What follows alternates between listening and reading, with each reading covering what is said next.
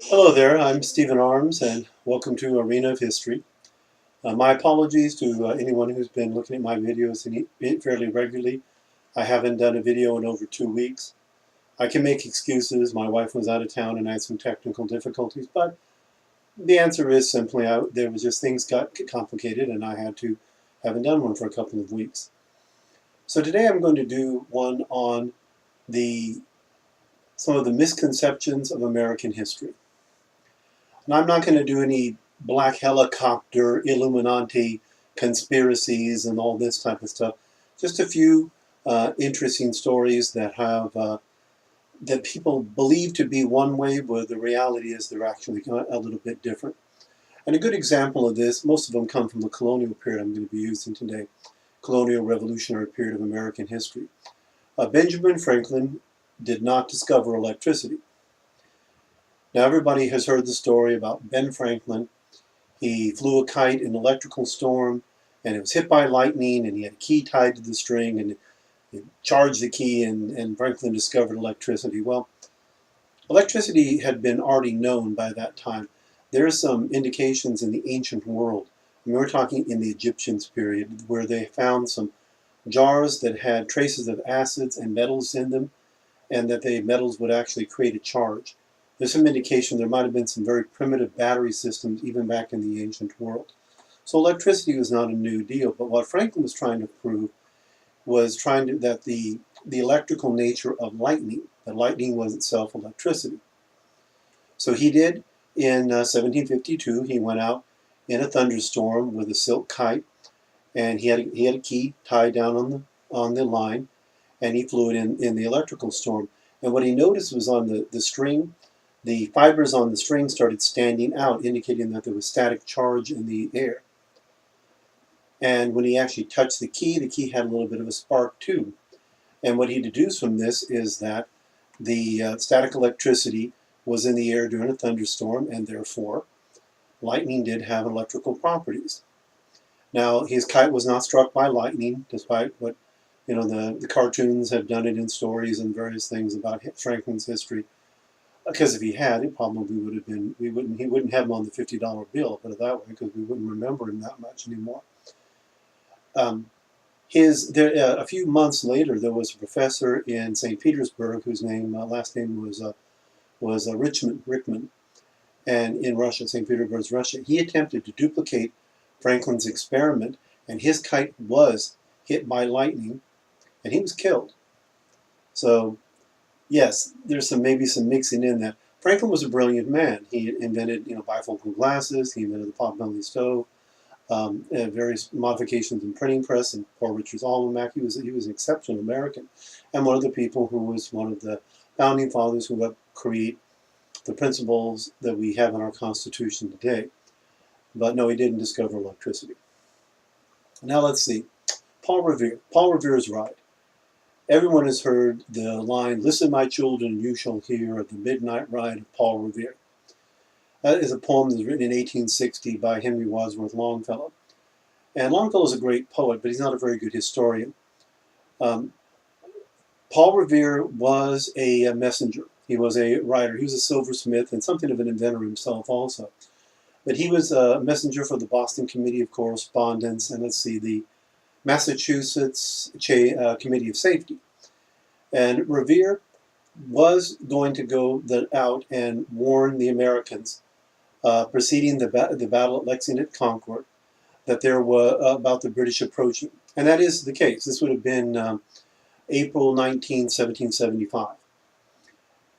The Battle of Lexington Concord happened actually April 20th. So this would be the day before. And the story says there were lanterns in the old church, the Old North Church, one it by land, two it by sea. And some of that's true, but what ended up happening is that in the area around Lexington and Concord, there was the American revolutionaries, patriots, did have a cache of weapons and plates and crockery and food items and tools, farm equipment, the things that you would be usable to keep, well, farm equipment maybe a little bit far, but tools that would be useful for for a force going to the field in war. Now, what happened is that when they knew the British were coming, they didn't want them to seize this reserve of theirs. So 3 riders were dispatched to warn the Patriots. And they all were riding, of course, to Lexington to warn Samuel Adams and John Hancock. And there were more than, there was Paul Revere, there was William Dawes, and there was Samuel Prescott.